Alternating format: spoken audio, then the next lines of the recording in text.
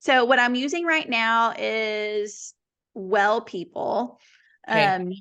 BioCorrect concealer, and I found a match pretty easily. It seems to work pretty well. It stays on decently well, and I at least try to find stuff that's like paraben free, like super junk free.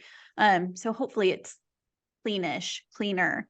But I get dark circles and I'm fair complected enough that if I lose 5 minutes of sleep, my my Yes. eye circles don't look all that great.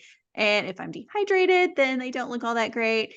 And so I feel like a frequent makeup mistake of mine is the inverse raccoon look, where I'm lighter under my eyes than Yeah. anywhere else because I'm putting it under my eyes.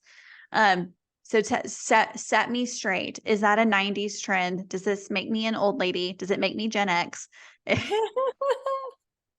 Well, I would say I'm Gen X, so no, that's not a bad thing. But Right. I'll say this, instead of just doing the triangle, think Mhm. of your face as a diamond.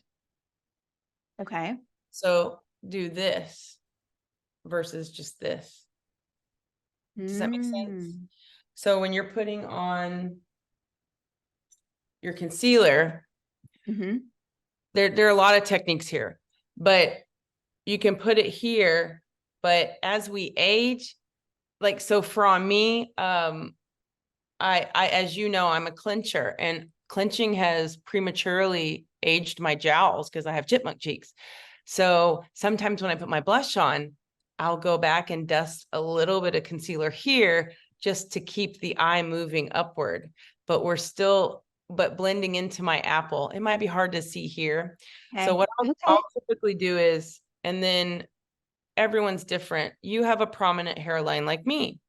So I like to do just a little bit of concealer here, and then I'll have my foundation here, right? And blend it in there. So I've got a little, if I were to look into the sun, where would a spotlight hit me? Okay. Make sense? So that's Yeah. kind of how we teach how to use bronzer. Where does shadow hit you? Yeah. So lightness pushes things forward, darkness pulls it into the background.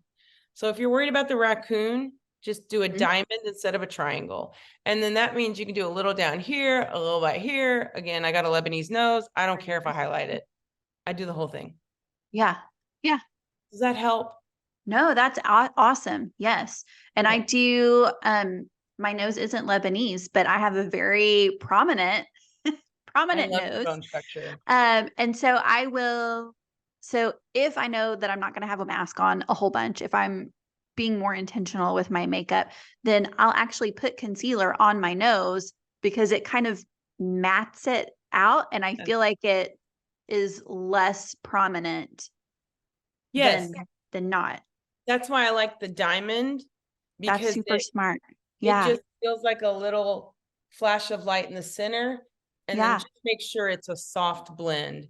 So if your concealer is like a couple of shades lighter, then I Mhm. also suggest, and all you want to wear is concealer, tune the concealer down a little closer to your skin tone. So we have one for days where you want to be brighter. Color, we Mhm. can talk about color correcting. That's a whole nother conversation of technique, and also tools make a difference and your technique makes a difference. Oh. So I'm going to tell you one thing I see a lot of women do: flat brush versus fluffy, fingers versus brushes. Mhm. Flat brush is meant to pick up a lot of product and streak it on the face. Okay. Well, most concealers in today's world are pretty potent. Concealer's just concentrated foundation, let's be honest. So I like to use a fluffy brush because I will put down less product and get better coverage and less texture. So you just kind of buff it on, Mhm. and then you can pat any lines of demarcation that you see. So I would recommend tuning down if you're just going to wear concealer by itself on the days where you're semi-masked. Yeah. And then on the days where you do your powder and your concealer, then you can tune it up to brighten. And the good thing about your powder is, Toni, if you brighten too much, the powder will soften it.